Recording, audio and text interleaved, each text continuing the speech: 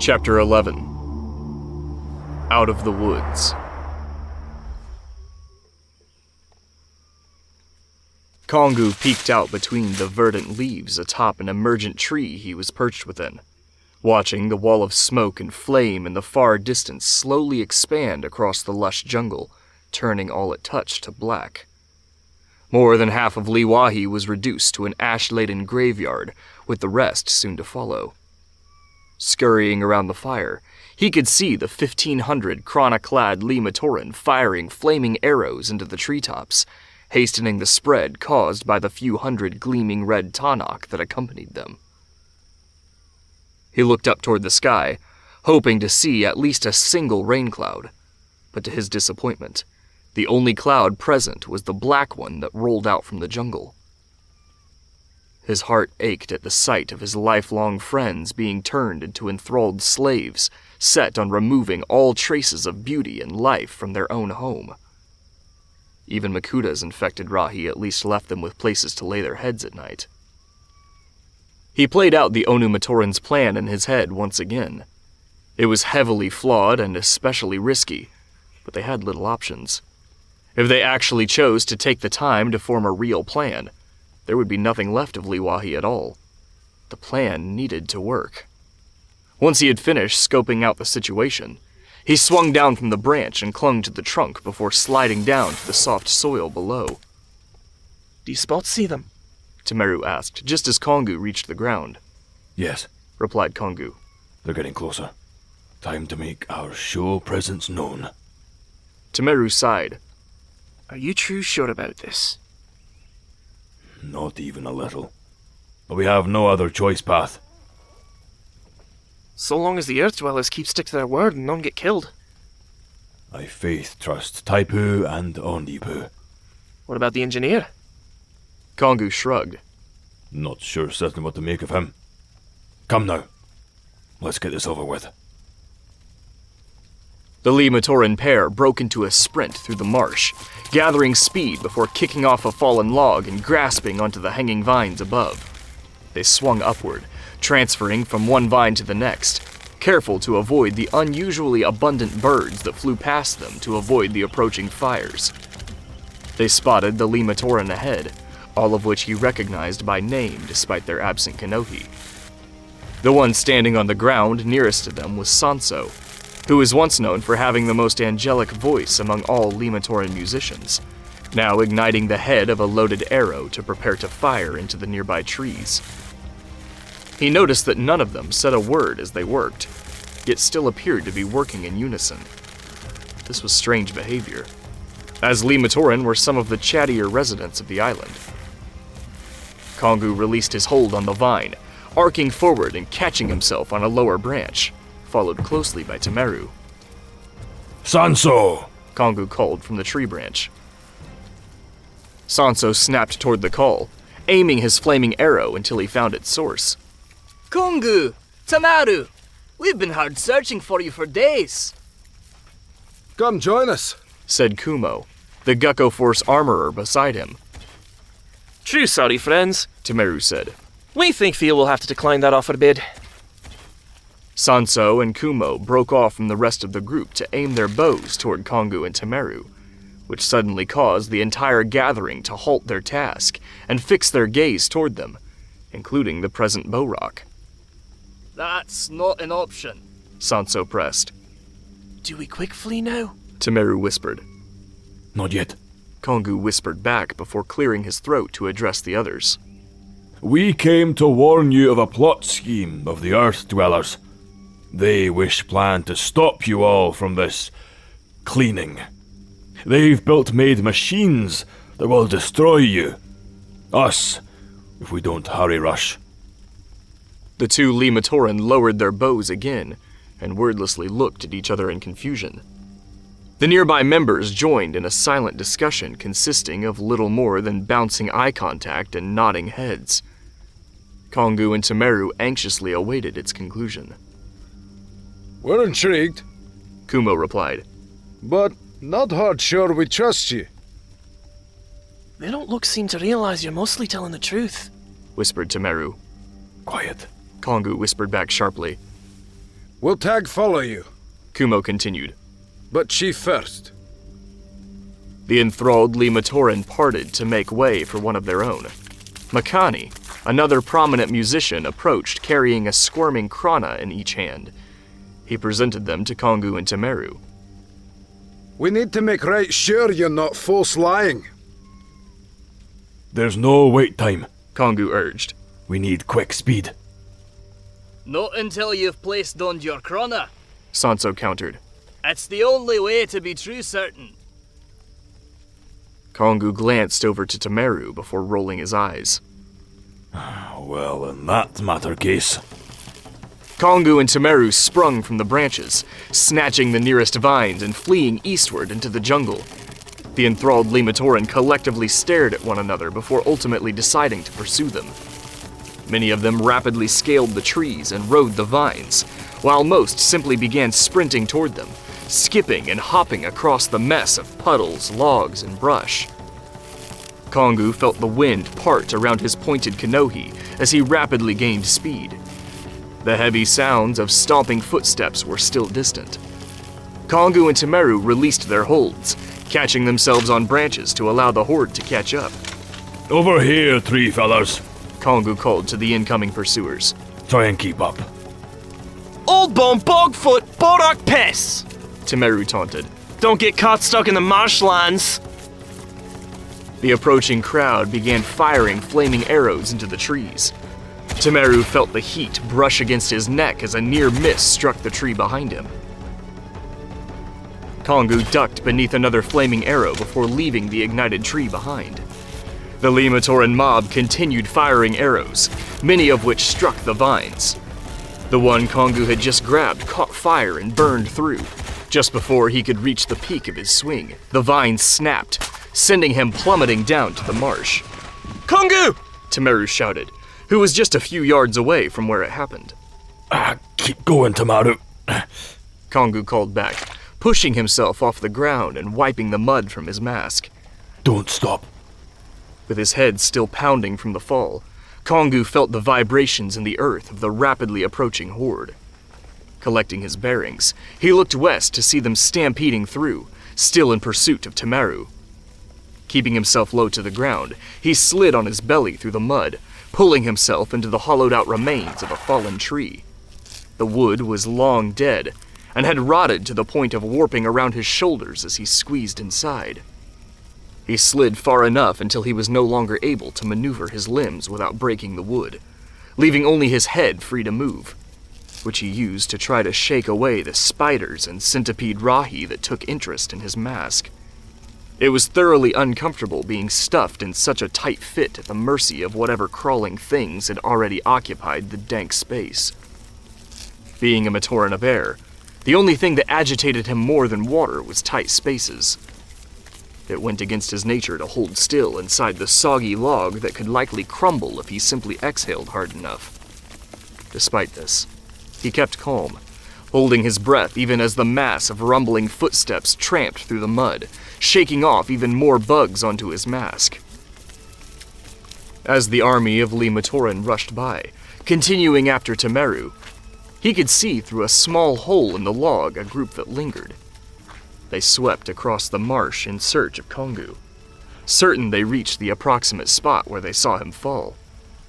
Without a word, they peeked around the trees and kicked around the shrubs, but the Gakko Force captain was nowhere to be found. He remained deathly still until they finally gave up and rejoined the larger group, leaving Kongu behind. Utilizing his experience evading infected rahi, he stayed hidden long after they had passed. Once he deemed it clear, he had nearly begun climbing his way out when he heard another set of steps nearby. Keeping frozen, he listened for their source, noting that they sounded much heavier and more mechanical than any Matoran. He instantly recognized it as a Bohrok lurching through the marsh. Through the hole in the log, he could see its numerous blue eyes searching the area. He just needed to remain still until it moved on and joined its comrades. But his plans were altered when it raised its hand shields and began torching everything in sight. The Tanakh moved in a slow, sweeping motion, igniting every inch of foliage in its vicinity. Kongu could feel the heat rise as the jets of flame hovered toward the rotten log. With little options left, he began to fight against the porous wood, kicking and flailing until it had broken open, revealing his position to the Bohrok. Kongu rolled out of the log, scrambling to his feet while brushing the spiders off his body. The Bohrok halted its flame jets, startled by the Lematoran's sudden emergence. With no weapons in his possession, Kongu searched the area for anything that could be of use in his defense. Finding nothing but burning greenery, he eyed the creature, waiting for it to make the next move. The Tanakh ultimately decided to perceive the Lematoran as a threat and threw up its hand shields, unleashing a thin jet of flame toward Kongu. Kongu rolled away, picking up a layer of mud as he worked his way around the Bohrok's body. Turning toward him, it pounced, knocking him to the ground. Before it could ram its head into Kongu's skull, he grabbed its ankles and slid beneath its legs, springing up behind it and wrapping his arm around its raw-boned neck. It tried to shake him free, unable to reach back and grab him. Although he had it in a lock, he was unsure what to do next. Before he could make a decision, the Bohrok folded itself up, pinning Kongu's arm beneath its jaw and rolling through the mud. Kongu was pulled forward and rolled beneath its weight before it sprung open and tossed him away. Recovering quickly, Kongu clambered to his feet just in time to dodge another blast of fire. Accepting defeat, he fled the scene. The Tanakh ultimately decided not to pursue and resumed torching the area.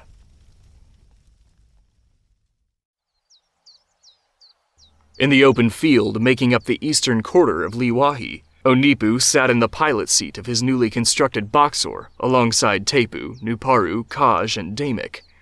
And behind them stood a full battalion of more than 150 Usselry guards and their crabs. The randomly spaced pits were prepared throughout the previous night, each being dug more than 8 feet deep and camouflaged with loose brush and leaves among the tall grass.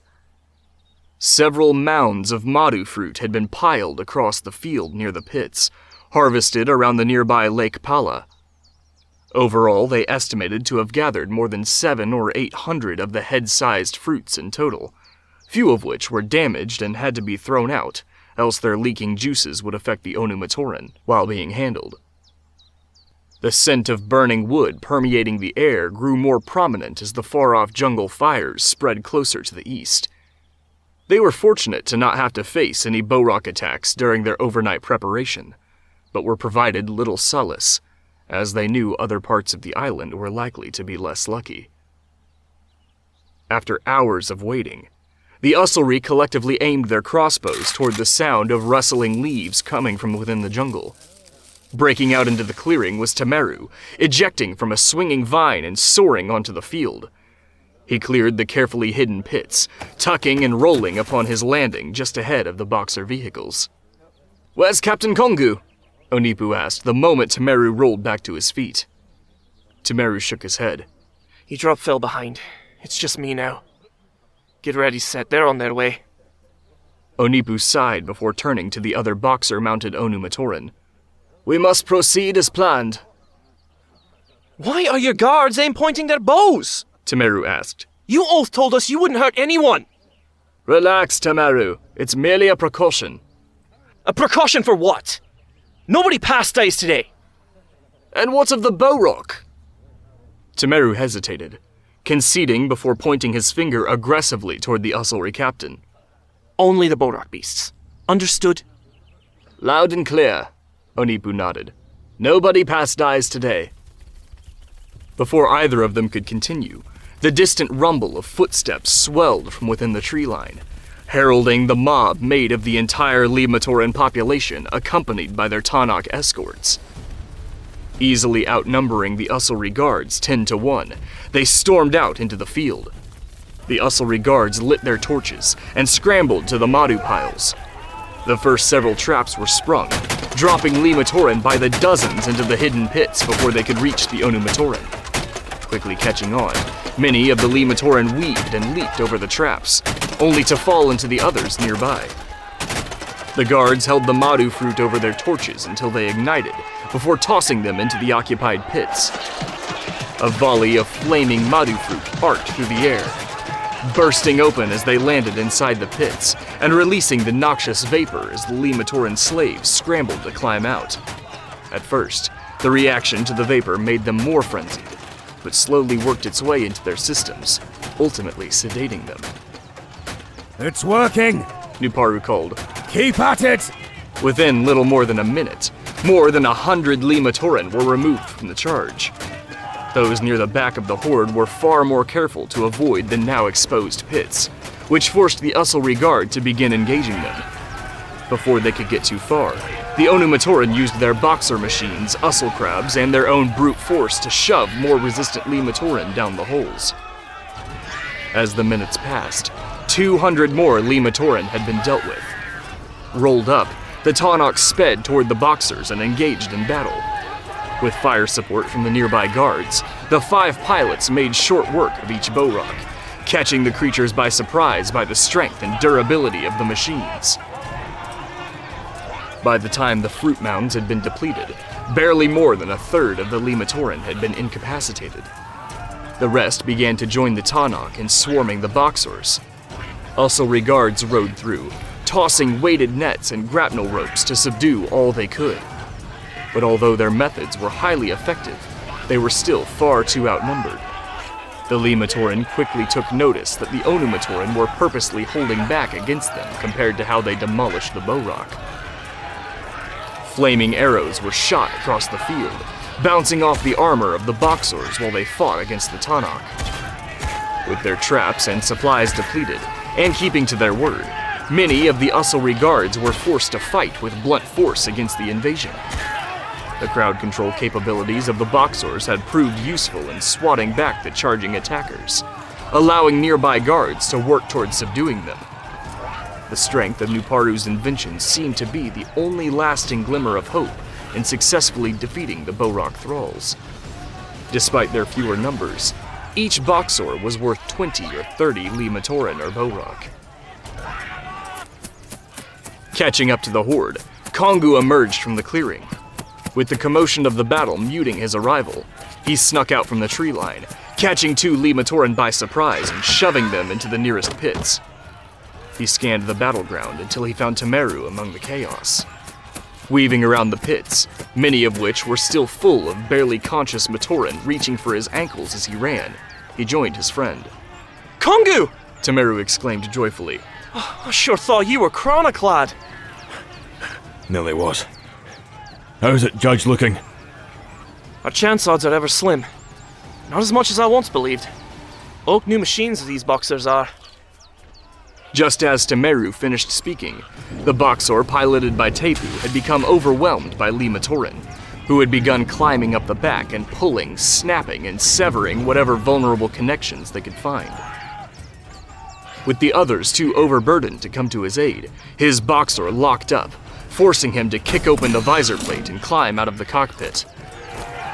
No Le-Matoran broke off to chase him as he rushed toward the nearest group of Usselry guards for protection, as they chose to turn their focus on further overwhelming the remaining 4 vehicles. Tepu needs aid help, Tamaru stated. Before the 2 Matoran could start off to aid their honorary Leaf brother, they were alerted by a familiar voice calling out to them from just outside the jungle. Dear friends! Kongu and Tamaru turned to find Turaga Matau strolling toward them through the pit-laden grass as he leisurely twirled his saw-bladed staff. The eyes glowing behind his squirming blue krona projected a predatory look that was unlike any they had ever seen in their 100 years by his side. We're so happy glad we finally found you.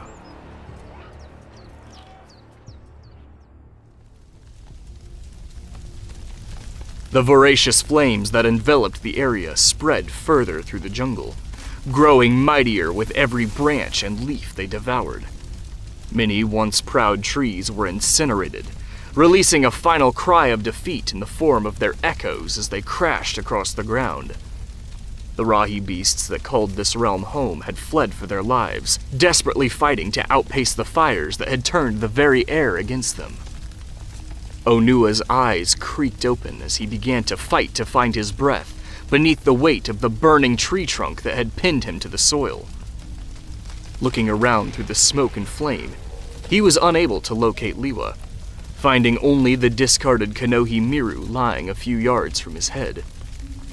He could feel the torturous heat of the log burn against his armor. The only parts of his that were not buried beneath the trunk of the tree were his head, left arm, and feet. Activating his Kanohi Pikari, he dug his claws into the side of the tree and pressed it up from his body. He had fully risen to his feet before tossing the flaming tree aside. Deactivating the mask, he greedily sucked in what little oxygen remained in the air, making up for the lost breaths from before he freed himself. He glanced down at the colorless mask lying on the ground. His mind carried him back to the moment in Makuta's lair, when the Toa of Air came to his aid when he was too weak to help himself. Fighting to quell the lump he felt inside his throat, he balled his clawed fists and charged deeper into the burning forest.